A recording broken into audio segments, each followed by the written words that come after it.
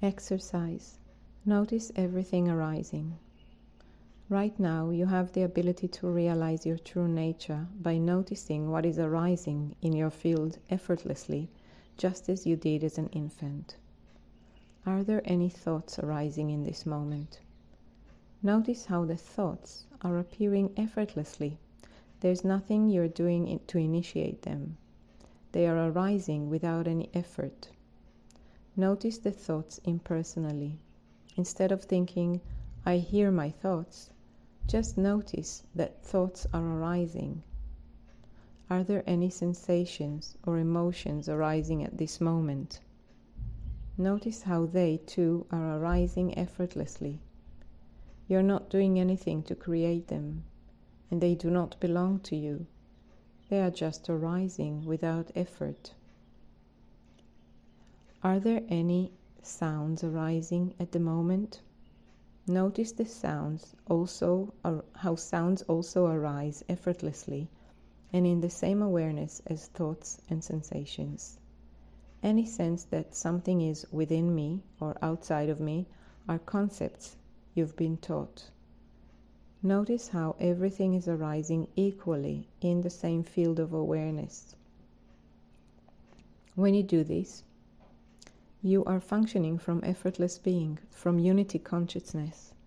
That is the only place sensations can be noticed fully and directly. Now identify a sound that is fairly constant rather than one coming and going. Perhaps the humming of a fan or a noise coming from outside. Directly notice that the sound is arising effortlessly. You're not doing anything to create it. There's just effortless awareness of it. Notice it impersonally. You don't have to think about it for it to be. It's just arising in awareness. Then there is the option to engage the mind. The way we engage the mind is to comment with words. Now use the mind to comment on or describe the same sound as before. You may even say your comment out loud, something like, "It's the sound of my neighbor's lawnmower," or "It's a low-pitched noise to my left." When you do this, you activate the mind. So you can see that the sound you described is just a sensation arising effortlessly. It's effortlessly known. You're not initiating anything.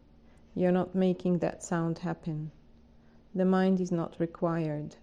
And then you have the option of consenting to utilizing the mind and its concepts. That's what you did when you provided commentary, which is a bit like putting a car into gear. It creates motion. So when you are seeing that everything is arising effortlessly, including the mind chatter and emotions, that's it. That is functioning from effortless being. To see that you are not the mind, but instead that which is aware is self-realization. It's impersonal, timeless, and effortless. People often remark that it's so simple. So simple, in fact, that it's often overlooked. So there's what you are, and then you have the option of engaging the mind. Seeing this difference is the end of seeking.